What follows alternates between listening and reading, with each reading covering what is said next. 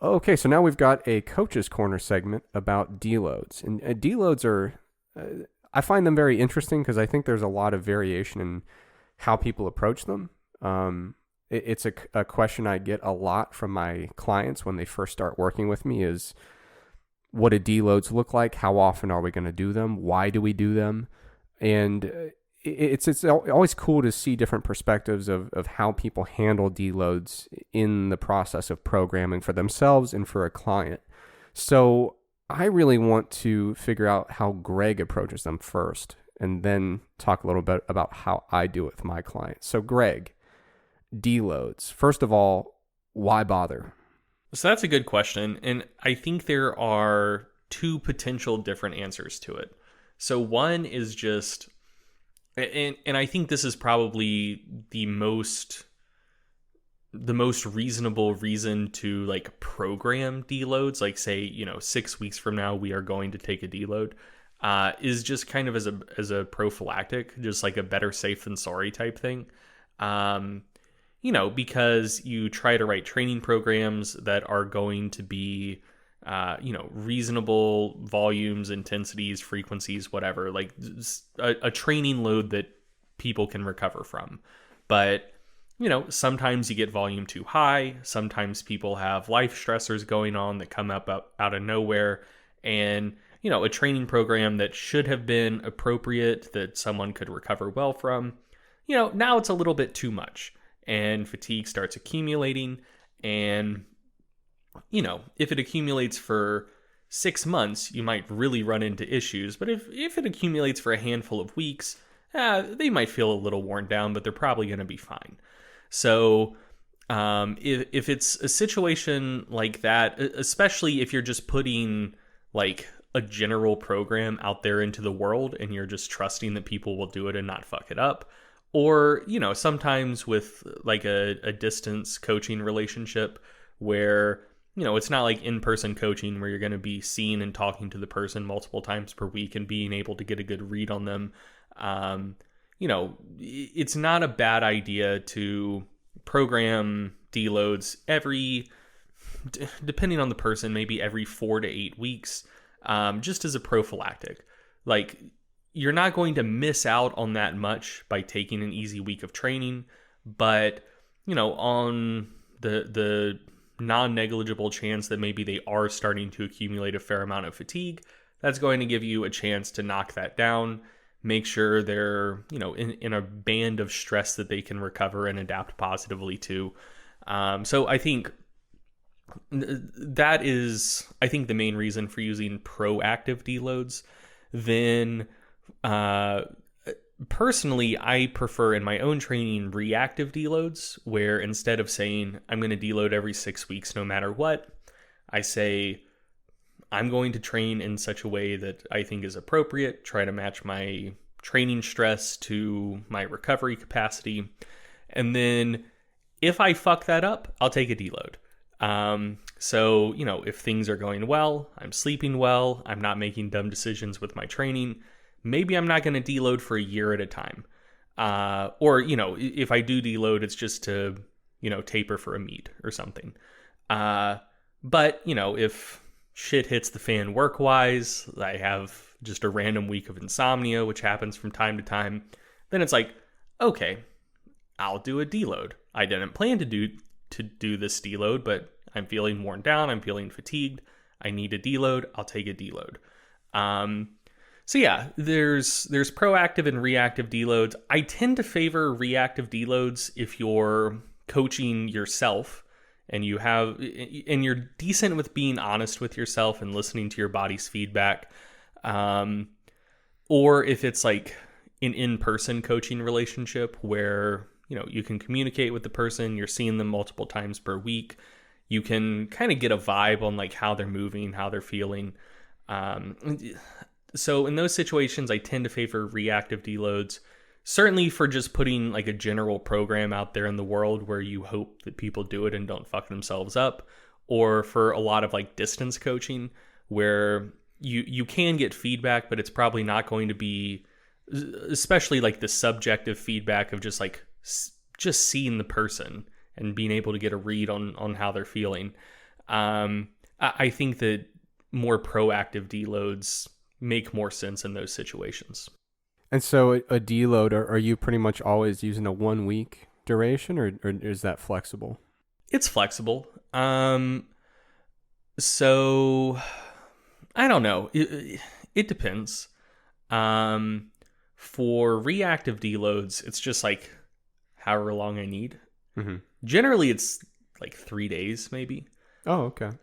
I mean, just because, like, dude, unless I did some really stupid shit, I should be able to recover from just about anything in 3 days. Like, that's a long time, especially for someone who's, reasonably well trained. Theoretically, they have like repeated bout effect adaptations to their muscles and nervous system, so they're hopefully not going to be able to get too fucked up in the first place. So yeah, I mean, generally, I think that for most people, most of the time, somewhere between 3 and 5 days is probably sufficient. But also people, I mean, we live in a world that runs on a 7-day week. And so 7 days isn't that much more than 3 to 5 days. If you accidentally if you push your deload 2 days longer than you needed to push it, that's fine. Like that's probably realistically one training session. And if you take one more easy training session than you needed to, that doesn't cost you anything, So yeah, I don't think having week-long deloads is a bad idea. I don't think it's generally necessary. But that's probably a good, better safe than sorry length of a deload. And so when you do a deload, I've seen people kind of propose different approaches to it. Some people just don't train. Some people drastically reduce their volume. Some drastically reduce their intensity. What does a deload actually look like for you? So to me, I think it's important to keep the purpose of a deload in mind. And I'll note that a deload is similar to a taper, but it's not exactly the same thing as a taper. It's certainly ideal if you feel good at the end of a deload, and that also coincides with performing better because you're less fatigued. But, in general, after a deload, you're not trying to hit your best 1 rep maxes ever the first session back from the deload. So that differs from a taper where, you probably do need to keep, somewhat reasonable loads moving just so by the end of it, you're not detrained and you're able to, put a good total on the platform. So with a deload, I think, again, it kind of depends on the person. And it kind of depends on why you're taking the deload in the first place. And it depends on how that individual reacts to different training stressors. And so if it's someone who, so like using myself, for example, intensity doesn't really bother me. Like just, I think from doing Bulgarian style training for a while, like I can hit a 1 rep max. And if that's all I do in that session, the next day I'm going to feel like I did nothing. Whereas like hitting a true max in training may really cause a lot of fatigue for someone else. But for me, like if my volume gets reasonably high, that fucks me up and really, really wears me down. Whereas for other people, they do a bunch of volume and less intensity, so they could do more volume and that wouldn't affect them as much. So it's going to kind of depend on what training variable causes the most subjective stress to someone. So for me, if I'm taking a deload, that means volume is going to come way down.